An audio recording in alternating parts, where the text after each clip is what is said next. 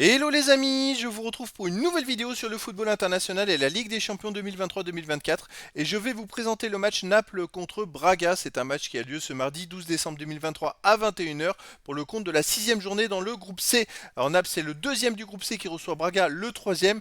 Donc dans cette vidéo je vais revenir sur le classement du groupe C avec les statistiques de ces deux équipes et résultats. On verra ensuite le classement des meilleurs buteurs et passeurs de cette Ligue des Champions avec les meilleurs buteurs et passeurs pour ces deux équipes. Puis on enchaînera par les 10 derniers résultats, toutes compétitions confondues et les stats. Et on terminera par les compos d'équipes probables et tactiques éventuelles, ce qui nous permettra d'avoir une idée, une tendance à ce match. Pour ceux qui souhaitent voir ce match à la télé, sachez que vous pouvez le voir sur BeIN Sport 6. Au classement, on a donc Naples qui est dans ce groupe C, qui est deuxième avec 7 points, 2 victoires, 1 nul, 2 défaites, 8 buts marqués, 9 buts encaissés, moins de différence de but. Et Braga est donc troisième avec 4 points.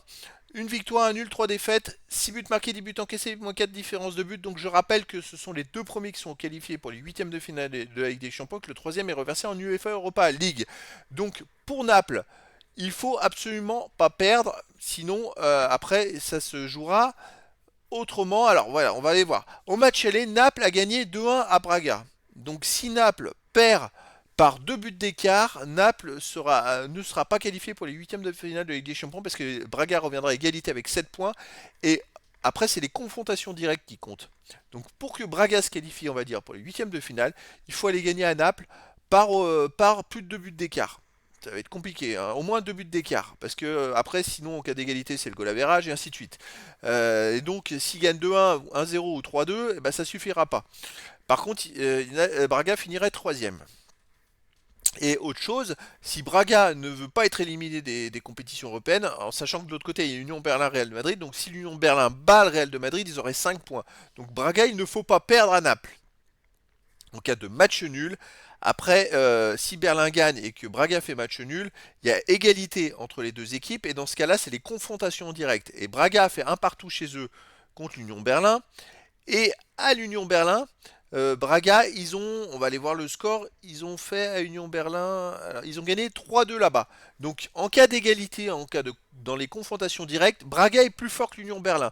Donc l'Union Berlin de son côté, ils n'ont pas le choix, il faut gagner hein, s'ils veulent garder un espoir. Mais si Braga veut s'assurer d'être encore en Coupe d'Europe la saison prochaine, il faut au moins faire match nul. Tout simplement, il ne faut pas se lancer à l'abordage inutilement. Après, c'est pas sûr que de l'autre côté, l'Union Berlin batte le Real Madrid, hein. Donc voilà, le décor est planté. Pour au niveau des buteurs, pour Braga, on a Bruma et Diallo avec 2 buts. Puis après, il y a plein de joueurs à un but pour les deux équipes. Et pour les passeurs décisifs, on a Horta de Braga 2. Et puis plein de joueurs à une passe pour les deux équipes. Les 10 derniers résultats, toutes compétitions confondues, Naples c'est 4 victoires de nul, 4 défaites, 13 buts pour, 14 contre, moins de différence de but. Mais surtout, on a presque 3 défaites de suite et 4 défaites en 5 matchs. Ça va pas terrible en ce moment. Chez eux, ils restent sur une grosse défaite contre l'Inter de Milan, 3 buts à 0. Une défaite contre Empoli, 1-0, un nul contre l'Union Berlin, justement, un partout. Un nul contre l'AC Milan 2-2. C'est compliqué en ce moment pour Naples. Est-ce qu'ils vont pas prendre des buts justement contre Braga et que ça serait la surprise générale si Braga gagnait de 2 buts ou plus? Alors Naples serait reversé en UEFA Europa League, hein, mais il ne serait pas qualifié pour les huitièmes de finale de la Ligue des Champions. Braga de son côté, sur les 10 derniers matchs, 5 victoires, 3 nuls, 2 défaites, 23 buts marqués, 14 encaissés, plus 9 de différence de but. Ça marche bien pour Braga en ce moment, 4 victoires dans les 5 derniers matchs. À l'extérieur, il reste sur une victoire 3-1 à Vizela.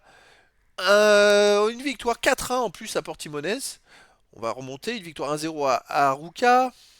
Je prends que les matchs à l'extérieur, ils ont perdu 3-0 au Real Madrid, hein. Ils ont fait 3-3 à Gilles Vicente.